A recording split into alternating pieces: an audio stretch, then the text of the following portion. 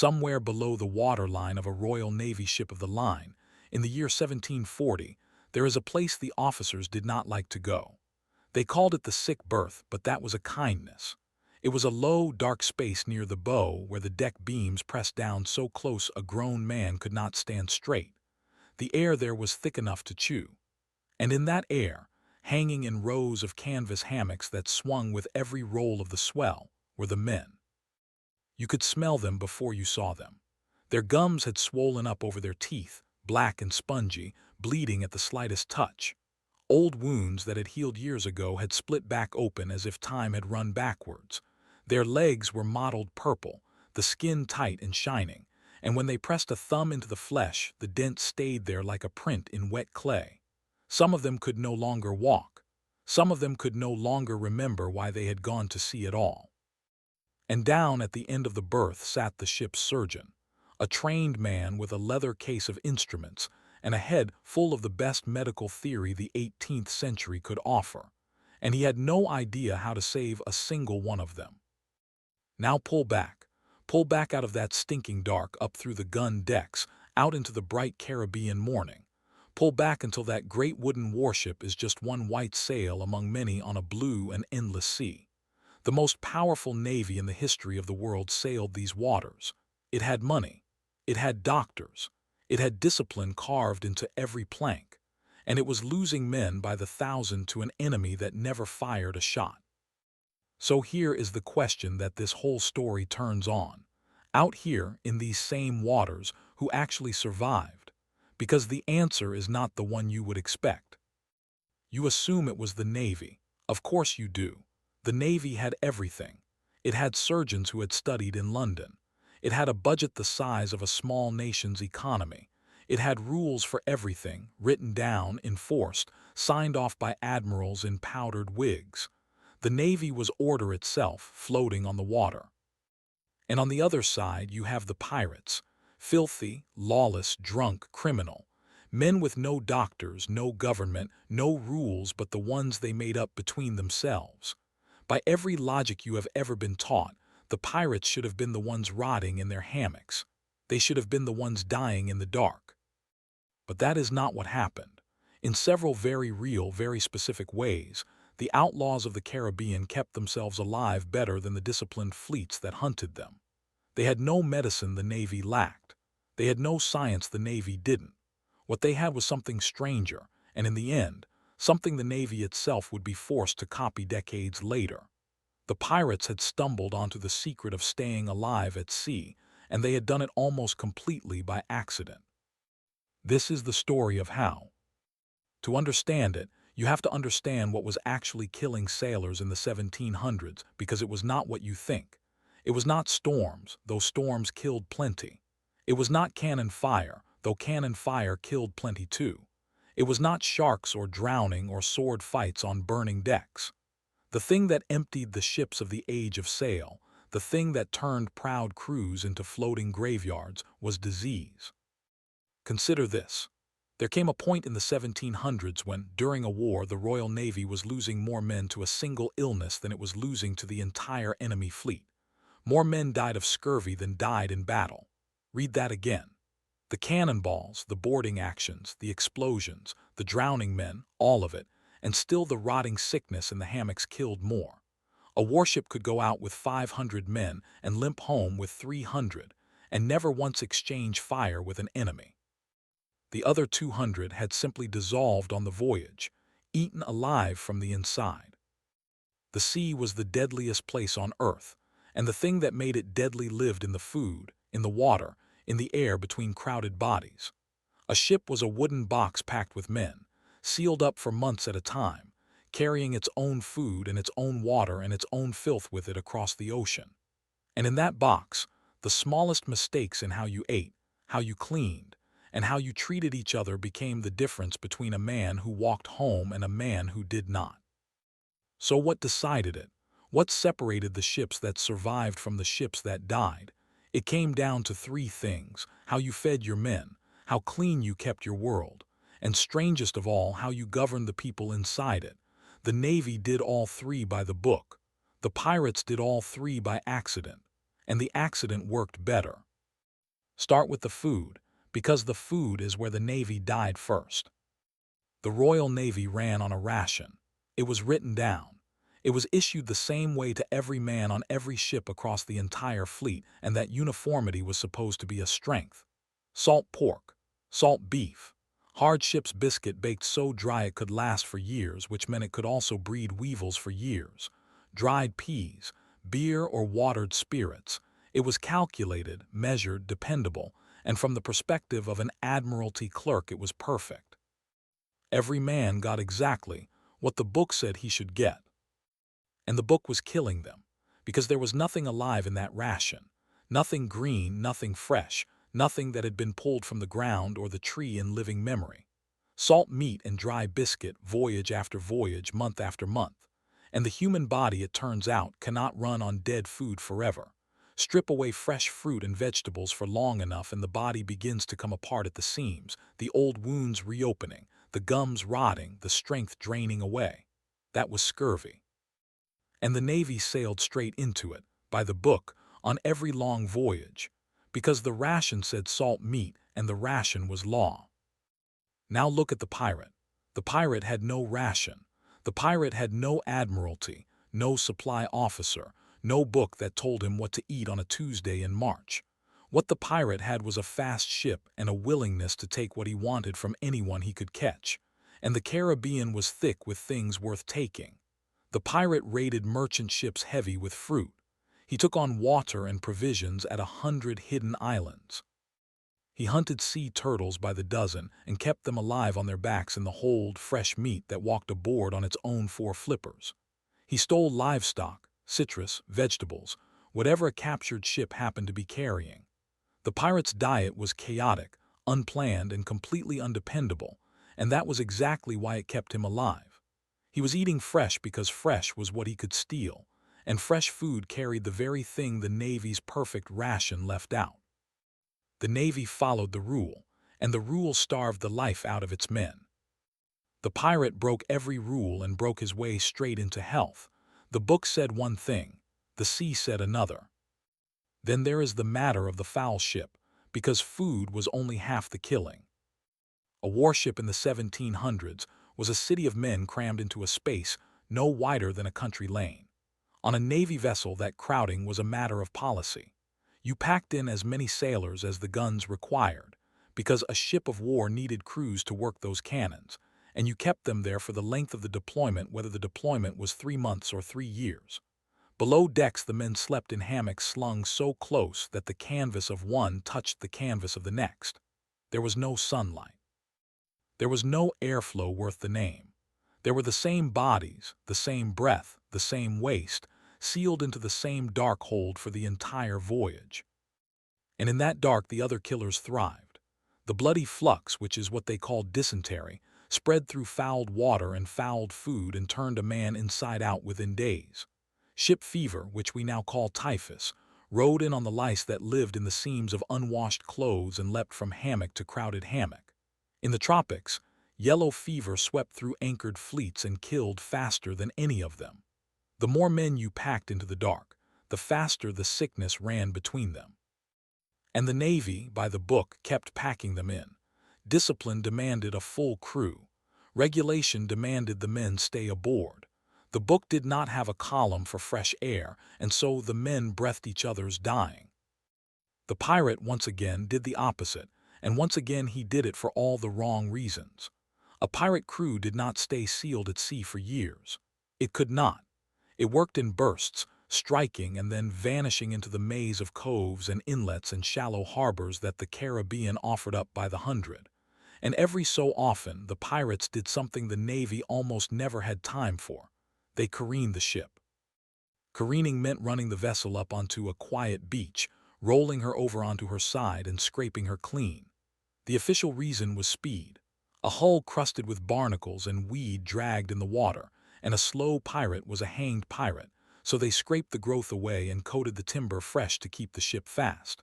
But careening had a second effect the pirates barely thought about. It got every man off the foul ship and onto dry land. It aired out the dark hold. It broke the chain of sickness, scattered the crowded bodies across an open beach, gave them sun and space and fresh ground under their feet for days at a stretch.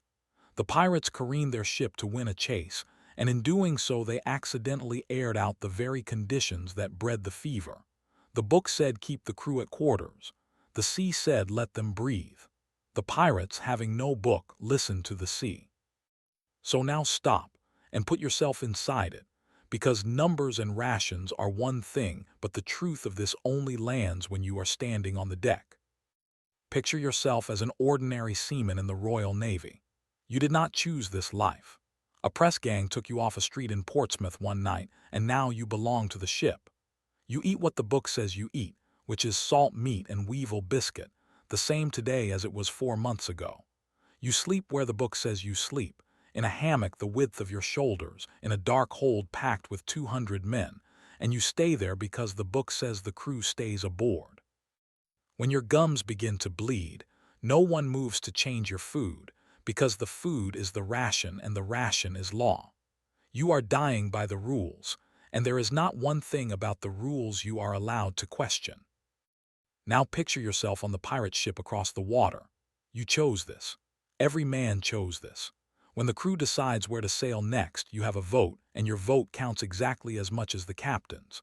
When a prize is taken and fresh provisions come aboard, you have an equal claim to them, written into the articles every man signed, the captain eating no better than you do. When the ship grows foul, the crew agrees to careen, and you spend a week on a sunlit beach scraping a hull and breathing clean air. You are a criminal with a price on your head and the gallows waiting at the end of it. And you are, in this one strange sense, freer and healthier than the man on the king's ship who is doing everything right. That is the heart of it. The Navy man was killed by obedience. The pirate was saved by the lack of it. Now, before we go further, I have to stop for a second, because what you have heard so far is only the surface of it. The full picture, the actual articles of agreement word for word, the exact shares each man took, the punishment records, the real surgeon's notes on what killed crews and what saved them, the ports that quietly resupplied the outlaw fleets, it does not fit inside one video. I gathered all of it into a single document. It is called the Black Flag Codex. The link is in the description, and the code is on your screen right now. Grab it before you go on, because everything that comes next builds directly on what is inside it. 5 seconds. The link is below. Now let us complicate the picture, because if I left it there I would be lying to you. The pirates were not invincible. They got sick too. They drank themselves stupid. They crowded their decks when they had a big crew aboard, and plenty of them died of the very fevers we have been describing. The story is not that pirates were healthy and the Navy was not. The story is more interesting than that. It is that the pirate way of doing things, by sheer accident, removed several of the specific traps that the Navy walked into on purpose. And nowhere is that clearer than in the strange case of the ship's surgeon. Every Navy ship had a surgeon. He was a trained man, often a skilled one, but he was buried under a system that made him almost useless. He answered to officers who answered to the book. He could not change the ration that was rotting his patients, because the ration came from the Admiralty, far above his rank. He could not move sick men off the ship, because the regulations kept the crew aboard. He could treat a wound. He could saw off a shattered leg, but against the slow killers, the scurvy and the fever, he was a man with a leather case standing in front of a flood. He had knowledge and no power. The pirates, who had no surgeon by right, wanted one badly. A skilled surgeon was such a prize that when pirates captured a ship and found a doctor aboard, they would often force him to join them, keep him by something close to kidnapping, because a man who could stitch a wound and set a bone was worth more than gold to a crew that lived by violence. And here is the part that should stop you. The pirates did not just want a surgeon. They wrote care into their law, the articles that every pirate signed. The contract that governed the ship included a clause that the Navy with all its money never matched. If a man lost a limb in the fighting, he was to be paid out of the common treasure. If he lost a hand or an eye or was crippled so he could no longer work, there was a sum set aside for him, agreed in advance, written down, owed to him by every other man aboard. Think about what that means.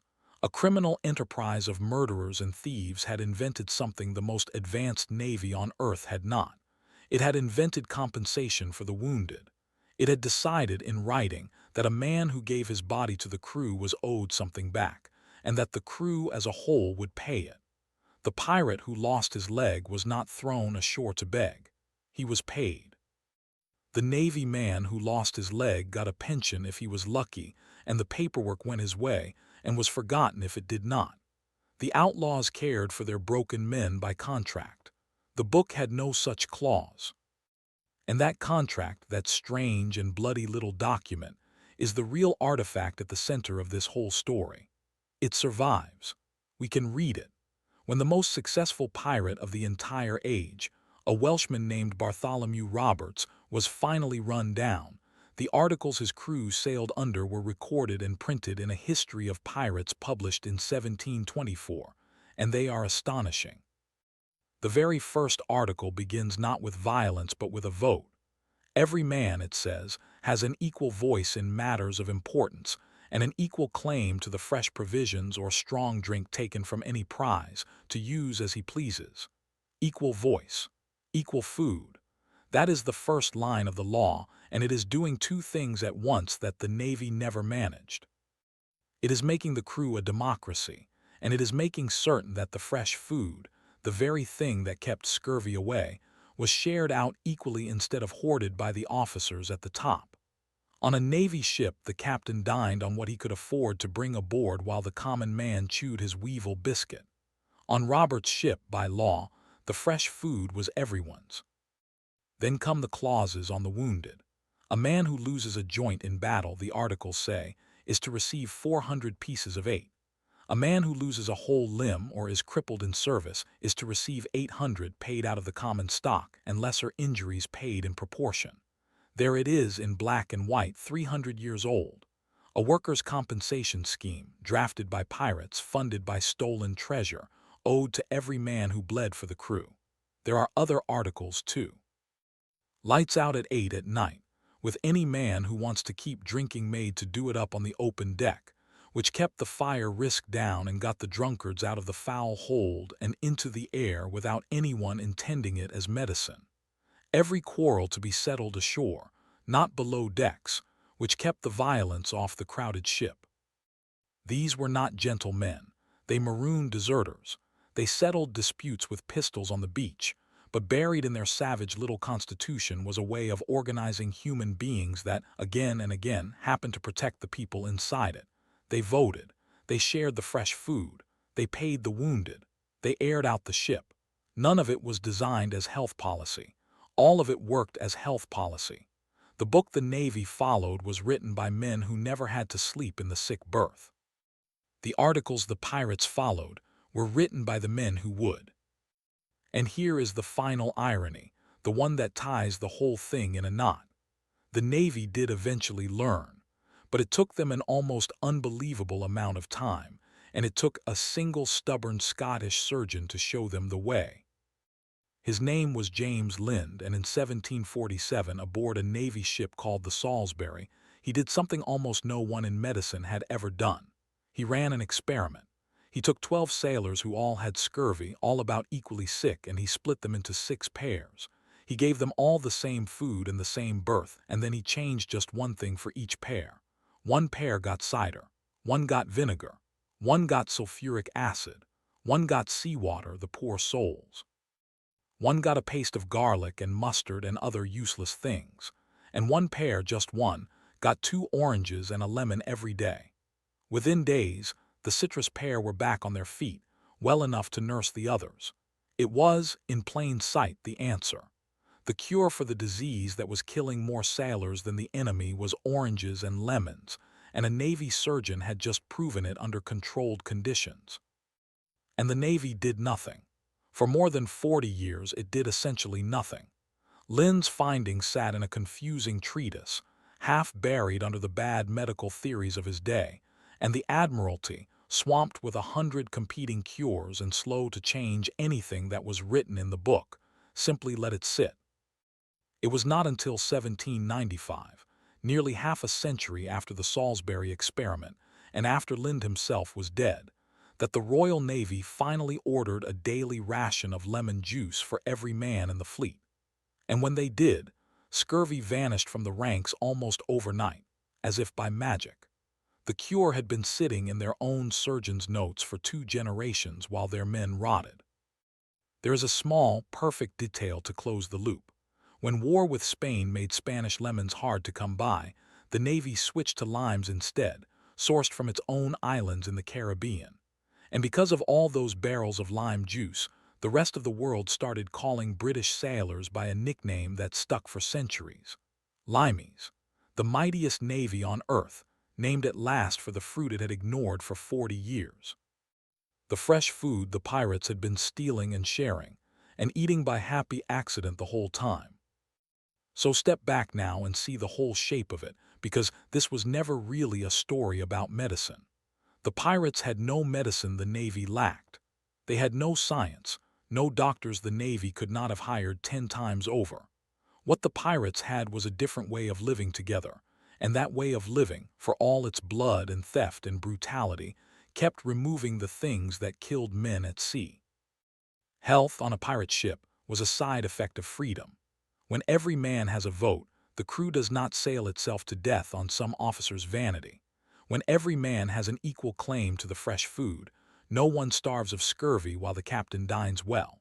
When every man is owed payment for his wounds, the crew has a reason to keep each other whole. When the men can put the ship up on a beach and breathe clean air whenever the hull grows foul, the fever loses its hold. The pirates did not set out to be healthy. They set out to be free, and free men, it turned out, took better care of themselves and each other than commanded men ever could. The Navy man obeyed his way into the grave. The pirate voted, shared, and survived. It did not last, of course. The golden age of the pirate burned bright and brief. By the 1720s, the Royal Navy had turned its full weight on the outlaws of the Caribbean, hunting them down ship by ship. Bartholomew Roberts himself, the man whose articles we can still read, the most successful pirate of them all with hundreds of captured ships behind him, was caught at last in 1722 by a Navy warship and her captain, Chaloner Ogle, and killed in the fight. One by one, the great pirate captains were run down, hanged, scuttled, or left to rot. The floating republics were broken up and scattered. And then, with the pirates gone, the Navy quietly went and learned every lesson the pirates had stumbled onto first. It reformed the ration. It put fresh fruit and lemon juice into the diet. It improved the hygiene of its ships, deloused its crews, aired out its holds, set up hospital ships in tropical ports. The very habits that had kept the outlaws alive, the fresh food and the clean ship, the Navy adopted as policy over the following decades, and in time it became the healthiest fighting force on the ocean. The institution that had lost the health war so badly that its men died faster than its enemies could kill them, eventually won it. But it won it by becoming, in the ways that mattered for survival, a little more like the criminals it had destroyed. So remember the 3 things that did the killing, and remember who beat them. The scurvy that came from dead food, beaten by the pirate who stole his meals fresh and shared them out equally by law. The bloody flux and the ship fever that came from the foul, crowded dark, beaten by the pirate who ran his ship up onto a beach and breathed clean air. And the overwhelmed surgeon, helpless inside the Navy's rules, answered by the pirate who kidnapped a doctor when he could and wrote care for the wounded into his own constitution. The pirates did not have better medicine than the Royal Navy. They had a better system, and a better system, in the end, is what keeps people alive. The next time you picture a pirate, forget the gold and the eye patch for a moment. Picture instead a crew of condemned men on a sunlit beach, scraping a hull clean, sharing out a captured cargo of fruit, voting on where to sail tomorrow, with a clause in their pocket that promised to pay them if they lost an arm. They were thieves and they were killers. But out there on the deadliest water on earth, they had quietly worked out how to stay alive, while the greatest navy in the world was still dying by the book. If you want to see the real pirate articles in full, every share, Every punishment, every clause the crews actually signed. That document is the Black Flag Codex, and the link is waiting for you in the description. And if you want to know which single pirate crew survived the longest against impossible odds, that story is on your screen right now. Subscribe so you don't miss it. I cover the real history behind the legends every week.